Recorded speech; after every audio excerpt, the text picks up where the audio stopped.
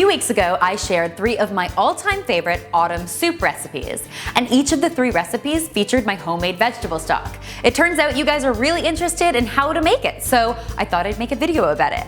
Today, I'm gonna show you just how easy it is to make stock from scratch. So as far as I'm concerned, the base for any great stock is onion, celery, and carrot. Now when you're preparing these vegetables, you don't even have to worry about peeling them. Don't worry about a thing, because the fact is the vegetables don't stay in the stock. We're gonna be fishing them all out later. So we're just gonna steal as many nutrients as we possibly can from them. So I'm starting with some onions, some carrots, and some celery. Now I'm barely even chopping these guys because that's how forgiving this stock really is. And look, that's the base for any great stock.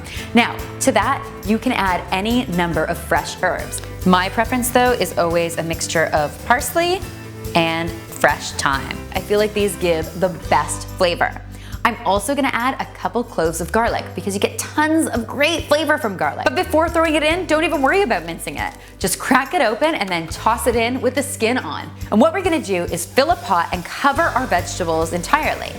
Now another great option when you're making vegetable stock is to use your kitchen scraps. I like to use things like the core of a bell pepper, broccoli stalks, tomato scraps, bases of things like celery and cabbage, and even onion skins. Basically, I store them all in the freezer, and then when I'm ready to make a vegetable stock, I dump them right into my pot.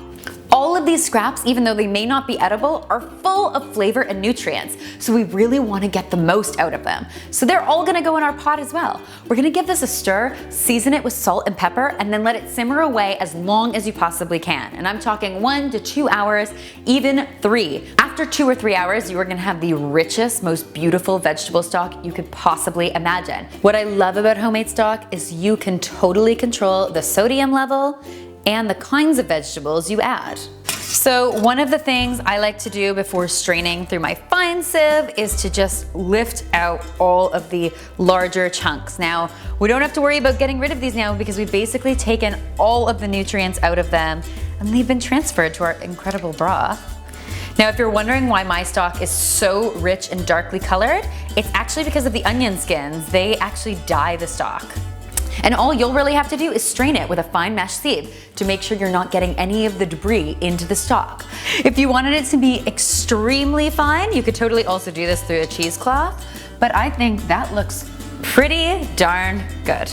This nutrient-dense stock can be stored in your fridge for up to a week or in your freezer for up to 6 months. And it's ideal for things like these soups or these chilies or even for cooking your quinoa. I love it for that. And if you want to even take it a step further by making it a chicken or a beef stock, you can easily do that by adding some leftover chicken or some beef bones to it and simmering it the exact same way. I hope you'll give this stock a try and that it makes your life in the kitchen more delicious. Be sure to subscribe to my channel and see you next time.